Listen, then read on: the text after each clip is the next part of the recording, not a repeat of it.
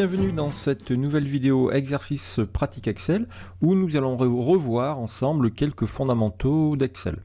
À travers ces deux exercices, nous allons réviser les sommes, la mise en page, les moyennes, les calculs de pourcentage de répartition, d'évolution, la création de graphiques également. Et puis un peu de mise en page, mise en forme, gestion des lignes, des colonnes et tout ça et tout ça.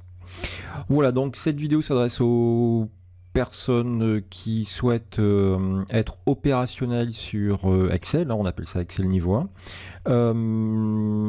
Vous avez donc le fichier en lien dans la description sous la vidéo et vous pouvez le télécharger. Il y aura également la correction avec. Alors, on imagine que on travaille dans une société.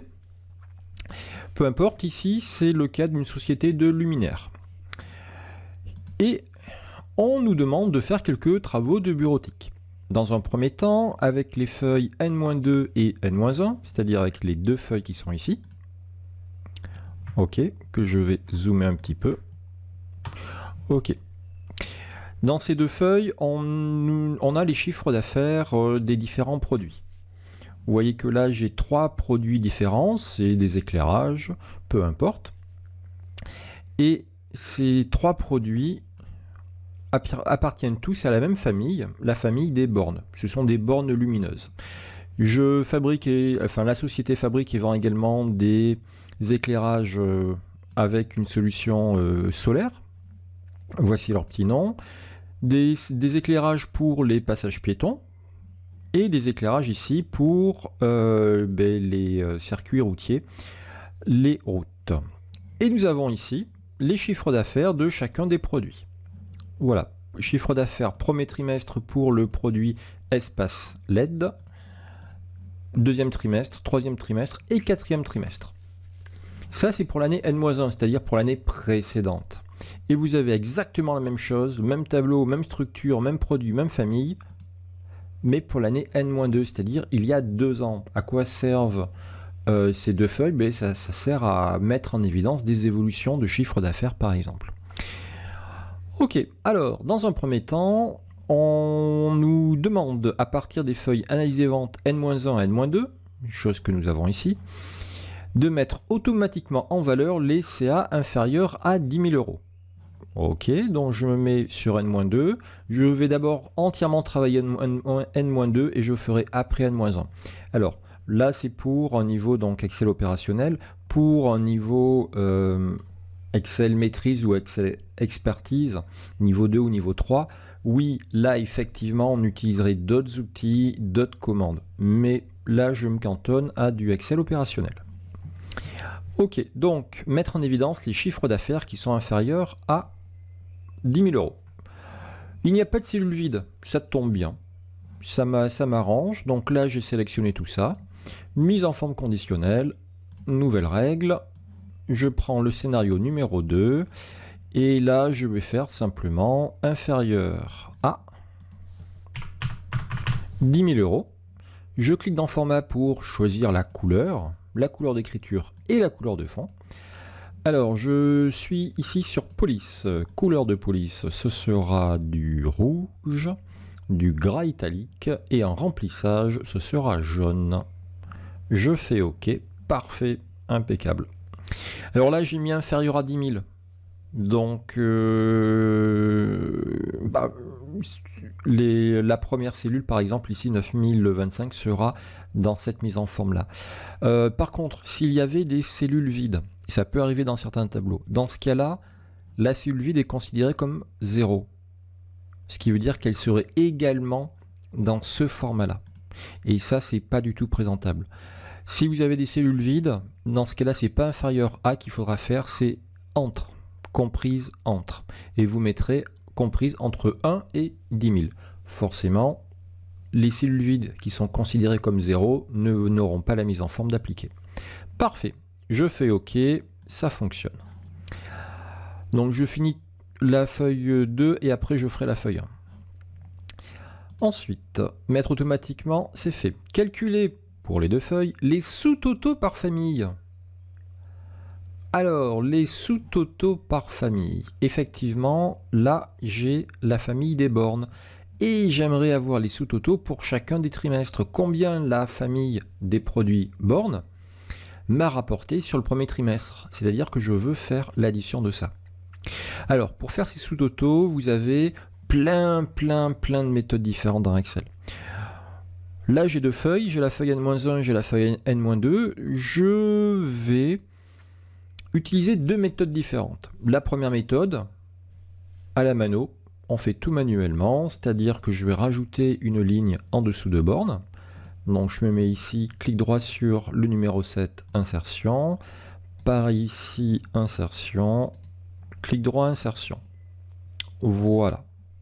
Forcément, quand j'ai inséré les cellules, ça m'a mis des cellules vides, considérées comme 0, et ça me met du jaune. Mais peu importe, dès que je vais faire la somme, ça va redevenir en couleur normale. Donc ici, je vais faire la somme. Ok, je clique directement sur somme, ou alors le petit raccourci clavier Alt égal, qui va bien.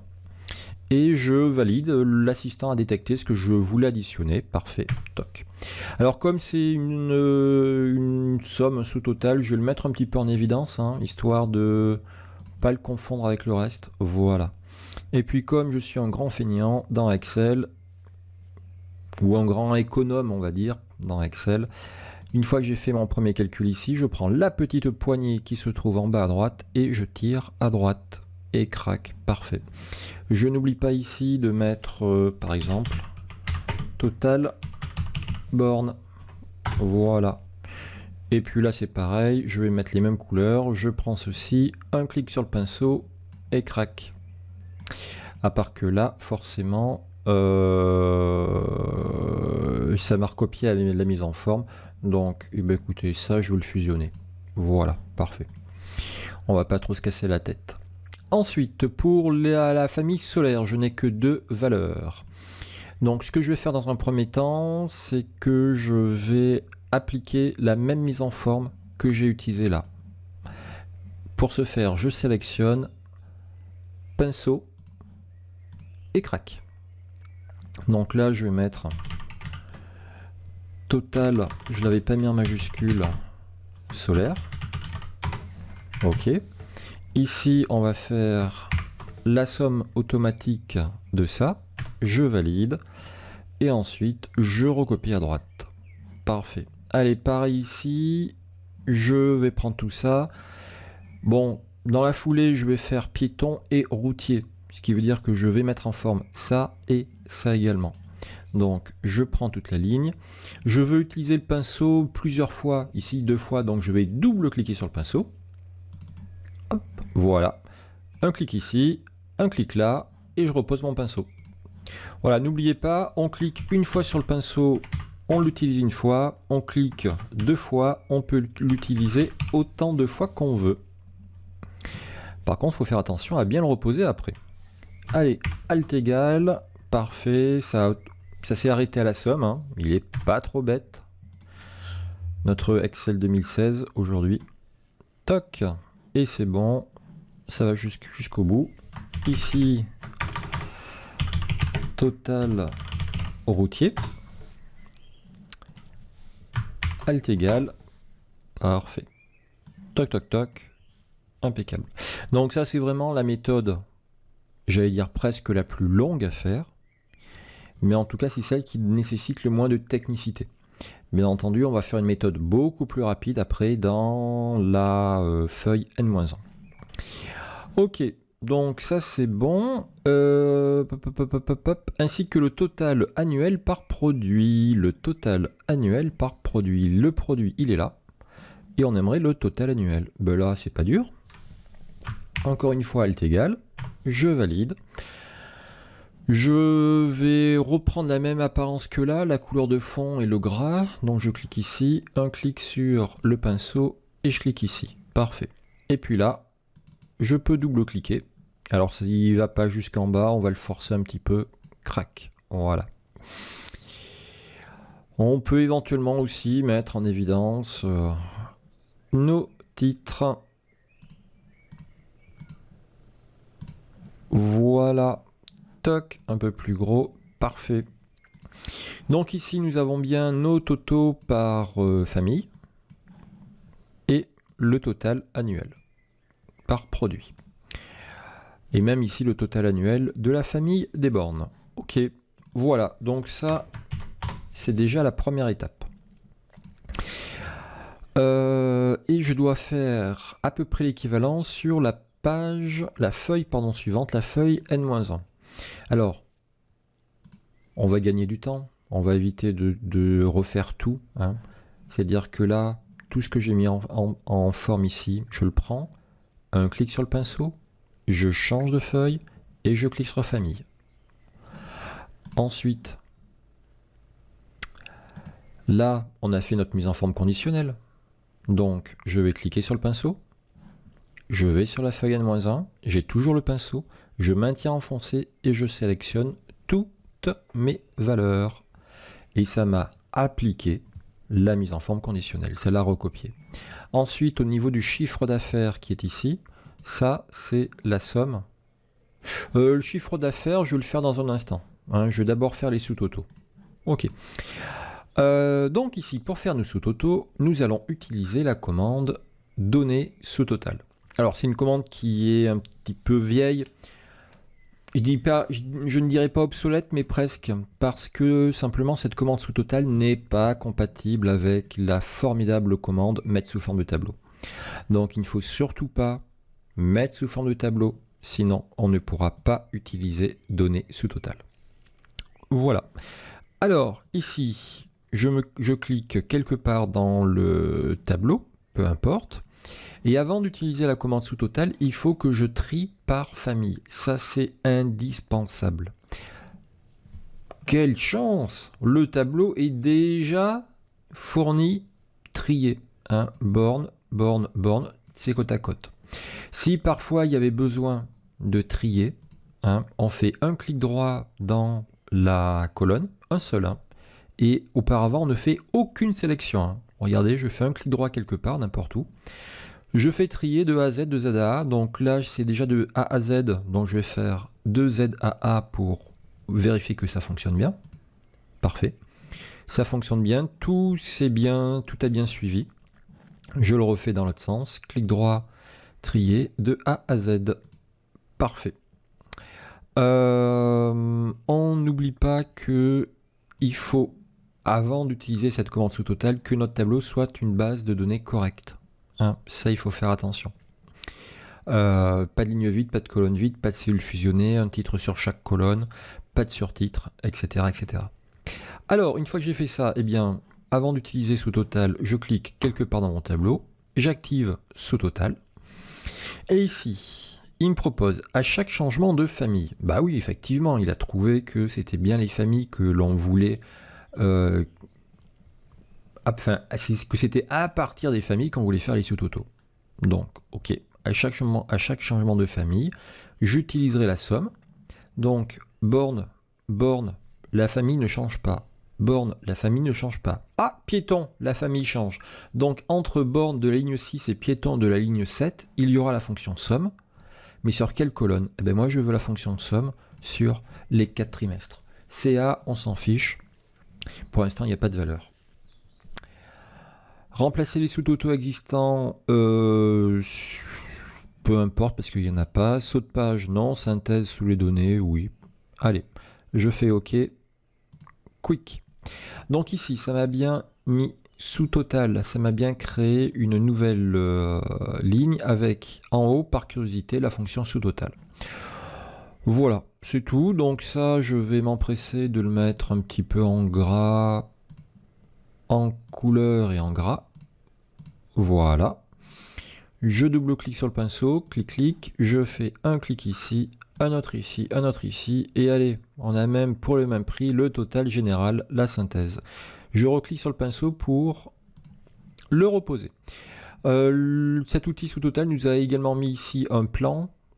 Là, nous sommes au niveau 3, au niveau le plus détaillé. Si on clique au niveau 2, nous n'aurons que les sous-totaux. Et enfin, au niveau 1, nous aurons le total global. Voilà. Et on peut aussi jongler avec le plan à ce niveau-là. Ok. Écoutez, par rapport à notre feuille N-2, il ne reste plus que le CA annuel à faire. Eh bien, pas de souci. Je prends tout ça. Je fais copier. Je change de feuille. Je me mets ici. Je fais coller. Voilà. Il y aurait encore d'autres manières très rapides pour faire ceci. Et je recopie en bas. Parfait. Ah tiens, c'est pas exactement le même gris que j'avais choisi. C'était peut-être ce gris là. Voilà. Ok. Donc là, je remets le même gris, histoire que ça soit un minimum cohérent. Parfait. Allez, ça c'est bon. Ensuite, créer sur une nouvelle feuille un graphique qui comparera les CA par famille et par année. Un graphique qui comparera, graphique pour comparer, c'est un histogramme, par famille et par année. Combien avons-nous de familles? Les familles, il y a les bornes, les piétons, les routiers et les solaires. Ça fait 4 familles. 1, 2, 3, 4. Par famille et par année. On a combien d'années? On en a 2. On a N-2 et N-1. Ok, donc sur une nouvelle feuille, je vais d'abord faire un tableau qui va récapituler ces informations. Allez, je fais une nouvelle feuille. Hop, je me mets ici. Et je vais la nommer comparatif. Je ne sais plus si le titre de la feuille était demandé. Non. Ok. Comparatif. Allez, je zoome un petit peu. Je me mets ici. Toc. Et je veux récupérer le titre des familles. Alors, voici une méthode assez rapide. Je prends famille et la cellule du bas pour récupérer famille et borne. Je maintiens la touche contrôle, un clic sur solaire, un clic sur piéton, un clic sur routier, et c'est tout. Donc là, j'ai sélectionné toutes les cellules que je voulais copier-coller. CTRL C, je change de feuille, CTRL V. Parfait. Voilà. Donc ça, c'était les familles. Et là, je vais mettre les années N-2 et ici N-1. Ok. Allez, on va mettre des petites bordures. CTRL étoile, CTRL multiplier pour sélectionner tout le tableau. Des petites bordures. Ici, j'aimerais récupérer la valeur pour la famille des bornes sur l'année N-2. N-2, borne, total borne, 232 000. Eh bien, là encore, il y a beaucoup de méthodes différentes pour faire ceci. Moi, je vais utiliser la méthode la plus simple, la plus basique. On n'oublie pas, on est dans du Excel niveau 1. Je vais ici dire que cette cellule est égale. Je change de feuille, c'est bien la feuille niveau 2 qui m'intéresse. Et je prends ici mon 232. Et je valide. Très important ici, il faut valider. Il ne faut surtout pas revenir sur comparatif. C'est lorsque je valide avec la touche entrée que ça me ramène automatiquement sur comparatif. Voilà, et je n'ai plus qu'à continuer. Égal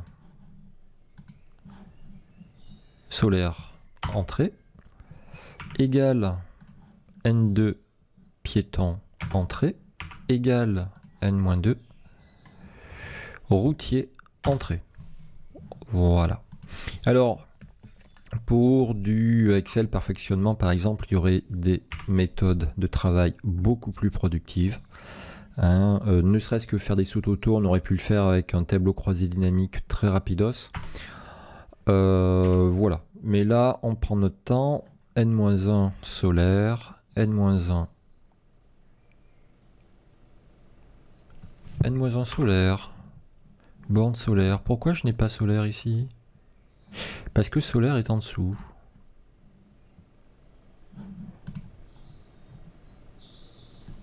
Pourquoi je n'ai pas le même ordre?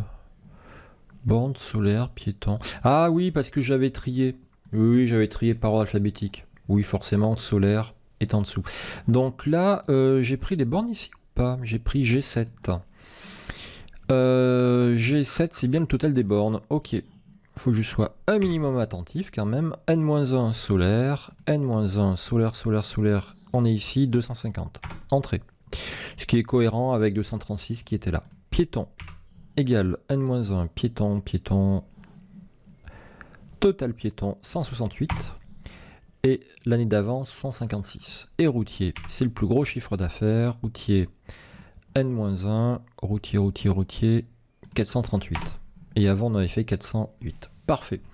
Allez, on va prendre tout ça, on va mettre ça en monétaire, on enlève les décimales. Parfait. Donc là, on a fait notre tableau qui nous servira comme base à notre graphique. On doit comparer. Eh bien moi, ce que je peux vous proposer, ça va être de faire un histogramme. Allez, je clique quelque part dans mon tableau, ou alors on sélectionne tout, c'est à vous de voir, hein. Mais là, là, tout nous intéresse. Insertion graphique, je prends un histogramme, parfait, je dézoome un petit peu. Toc, je le mets à peu près par là. Je n'oublie pas de mettre un titre, donc cela c'est...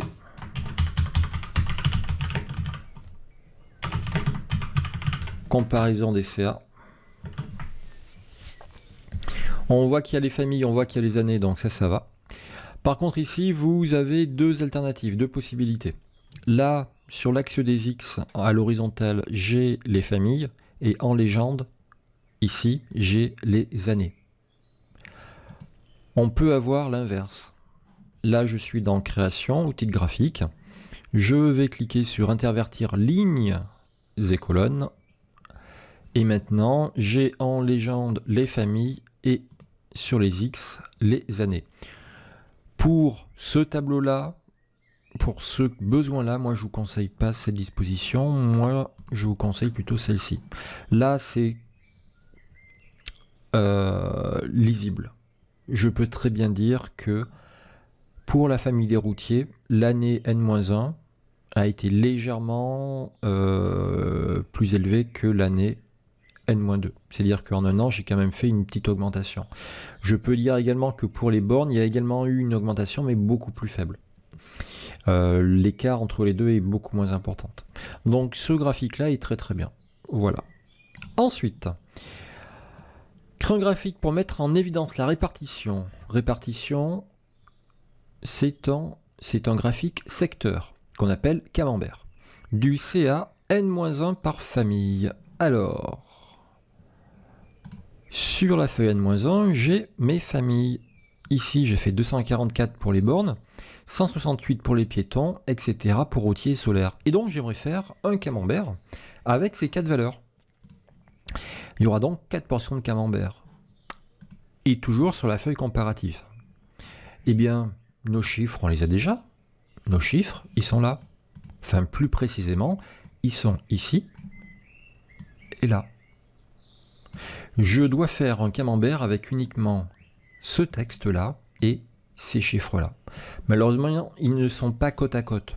Eh bien, pour sélectionner des valeurs qui ne sont pas côte à côte, je fais la première sélection tout à fait normalement et avant de faire la deuxième sélection, je maintiens CTRL et là, je vais sélectionner ma deuxième zone. Parfait, donc là, j'ai vraiment tout sélectionné. Faites attention, soit on décide de ne pas prendre les titres, dans ce cas-là, on ne prend pas les titres, soit on décide de prendre les titres et sur les deux zones, on prend les titres. Voilà, mais si sur la première zone, vous ne prenez pas les titres et sur la deuxième zone, vous prenez le titre, N-1, ça ne fonctionnera pas. Il faut vraiment que les deux zones aient le même nombre de cellules. Je vais dans insérer, je vais ici, secteur ou éventuellement anneau, hein, peu importe. Pour de la répartition, c'est très bien. Allez, je vais le mettre en dessous. Crac ici. Je n'oublie pas de mettre un petit titre. Donc c'est une répartition du CA N-1. Parfait. Et je peux profiter ici dans la création des styles de tableau. Je vais prendre celui-là. Hop, très bien. Il m'a mis un petit fond. Il m'a calculé les pourcentages automatiquement. Ben, c'est pas mal du tout. Vous en avez d'autres après. Sinon, selon vos versions, vous aurez plus ou moins de styles préformatés. Voilà, ça c'est pas mal du tout. Il faut que je prépare, je crois, la mise en page. Alors, imprimer ces 3 feuilles correctement. Alors, la feuille numéro 2, pour l'imprimer correctement, un petit coup de CTRL-P. Ça va aller vite. Je vais me mettre en paysage. Si je trouve la commande, hop, paysage. Là, par contre, c'est pas centré. Donc, on va centrer. Je clique en bas dans mise en page. Et dans l'onglet marge, je vais centrer horizontalement. Ne vous amusez pas à centrer avec les marges. Hein, la commande est ici, directement. Je valide. Et puis, on peut imprimer encore un peu plus gros. Donc, dans mise en page, je vais imprimer. Allez, je vais me laisser tenter à 140%. Je valide. C'était trop. Vous voyez que là en bas, là, ici, il y a écrit 2 pages. Donc, je reviens dans mise en page. 135? Non. 130? Non plus. 125? Oui, 125 c'est bon. Ok. On pourrait mettre en forme le titre également. Et éventuellement dans mise en page, dans en-tête et pied de page personnalisé, mettre son nom. Voilà, ou la date d'impression. Ok. Pour la page suivante, c'est exactement le même travail. On met en paysage et avec la fenêtre mise en page qu'on a ici, on va pouvoir centrer de gauche à droite et trouver un zoom, augmenter petit à petit le zoom pour qu'il soit correct, pour que l'impression soit un minimum optimisée. Donc maintenant, je vais faire la mise en page de la feuille comparatif. CTRL-P, CTRL-P, CTRL-Print, et ça me donne ceci pour l'instant.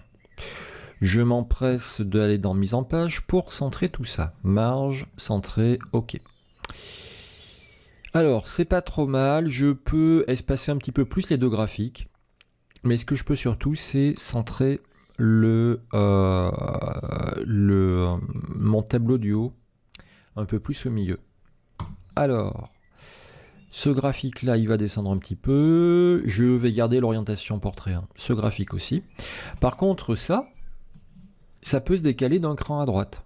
Hein, ça peut être ici. Eh bien, pour faire ceci, je sélectionne mon tableau, CTRL étoile éventuellement, CTRL multiplier pour tout prendre.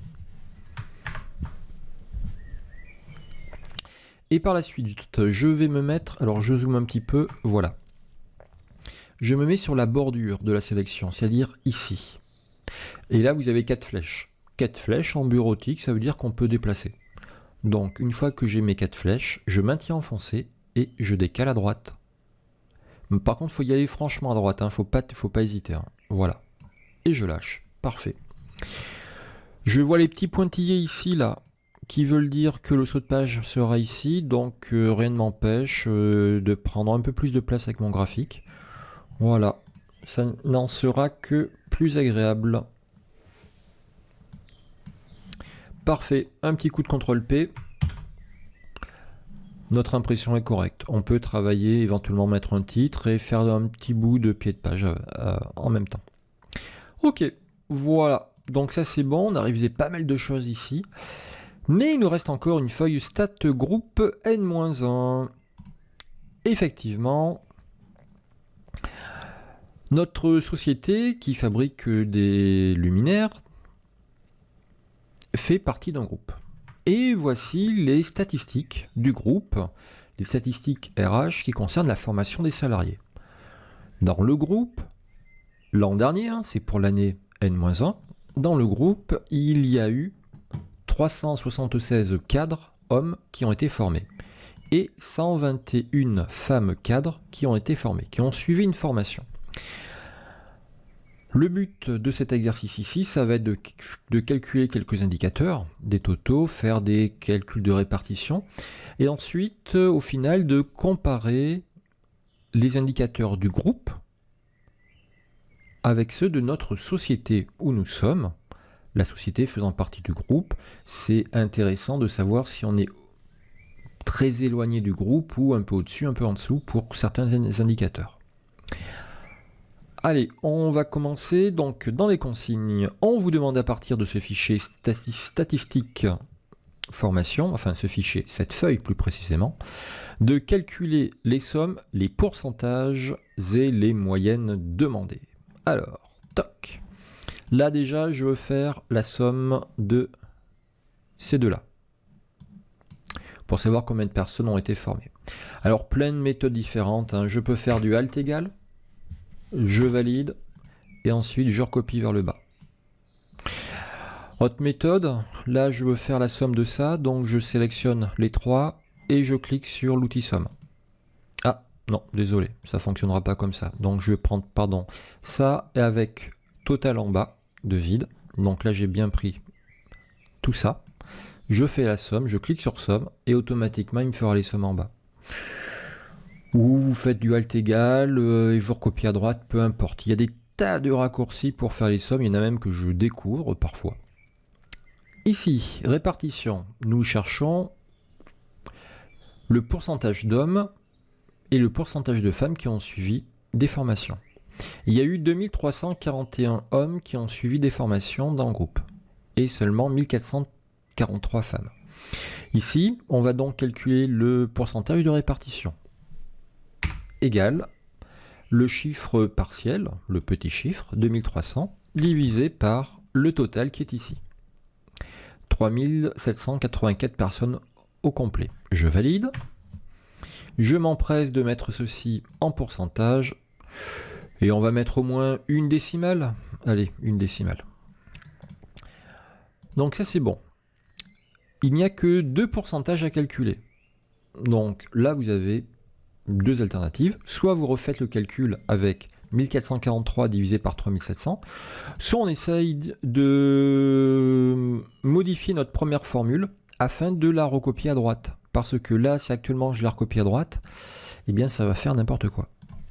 Alors effectivement, ma formule B10 divisé par D10, dans un pourcentage de répartition, le total est toujours une constante.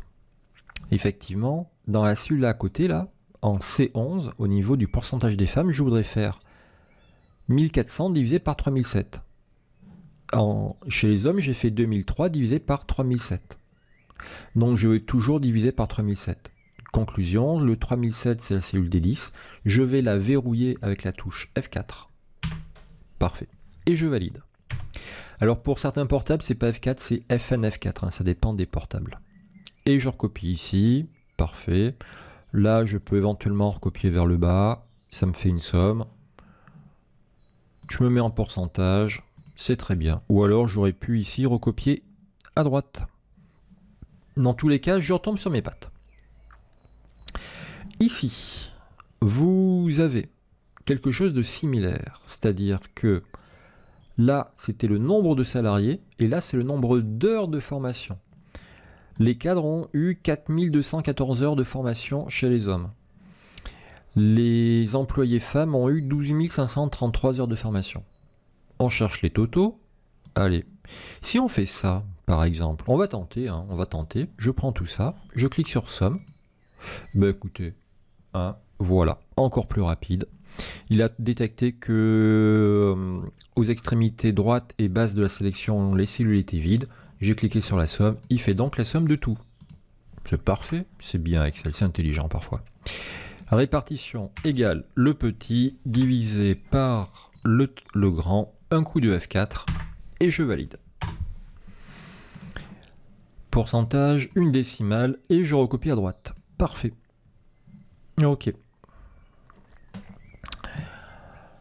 Ici, durée moyenne des formations en heures. Et cette fois-ci, nous cherchons les moyennes, surtout pas les sommes. Donc ici, je ne vais pas cliquer sur somme, mais dans la petite flèche à côté, je vais chercher moyenne. Parfait. Je valide. J'enlève une décimale parce que là, j'avais 2 décimales ici, 2 décimales ici. Donc là, je mettrai 2 décimales aussi. Je recopie vers le bas. Là, pour l'instant, je n'ai rien, c'est normal. Ici, encore une moyenne. Parfait. J'enlève, je ne laisse que 2 décimales. Je recopie à droite. Parfait.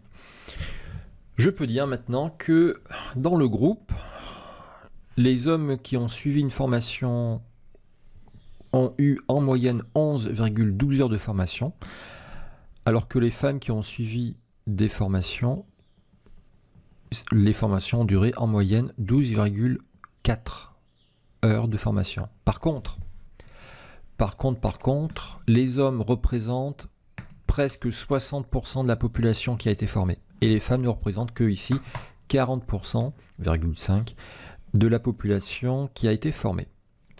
Ok, allez, je descends un petit peu. Ici, au niveau des consignes, qu'est-ce que l'on me demande ? L'entreprise où nous sommes et qui fabrique des luminaires et qui les vend est attentive à l'équilibre formation hommes-femmes dans sa société. L'an dernier, les hommes ont bénéficié en moyenne de 14,87 heures de formation et les femmes de 15,37 heures. Créer une nouvelle feuille, sur une nouvelle feuille comparative, créer un tableau puis un graphique pour comparer ces chiffres avec ceux du groupe. Ok, donc on va faire une nouvelle feuille que l'on va nommer comparatif. Toc toc toc, je me mets ici, clic, comparatif. Oups, c'était déjà utilisé ici, donc je vais mettre comparatif formation. Et effectivement, on ne peut pas avoir deux feuilles qui portent le même nom. Et là, je vais mettre comparatif CA. Voilà.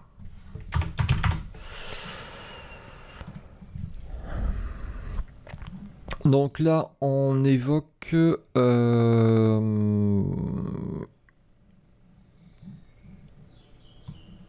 la durée moyenne de formation pour les hommes et pour les femmes. Ok. Donc dans notre comparatif, on va zoomer, on va mettre ici notre société. D'ailleurs, on va faire notre société. Et ici, on va faire le groupe. Parfait. Ici, on va mettre les hommes, les femmes. Alors, dans notre société, si je reprends les consignes, dans notre société, les hommes ont bénéficié en moyenne de 14h87. Donc, hommes 14,87 et les femmes 15,37. 15,37. Ça, c'est pour notre société. Au niveau du groupe, les hommes égale stat groupe N-1. Les hommes 11,12. Je valide. Et les femmes égale N-1, 12,40. Ok, allez, on met ça un tout petit peu en forme.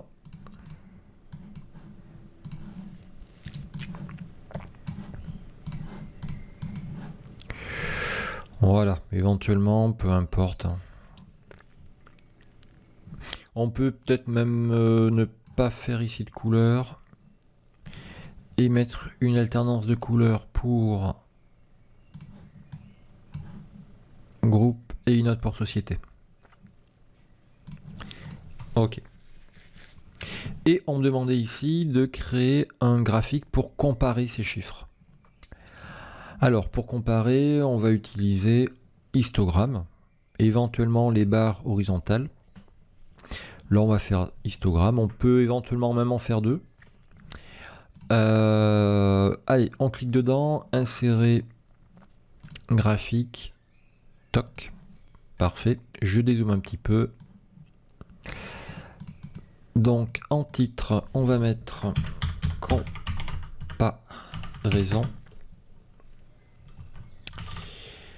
des durées des formations. Ok.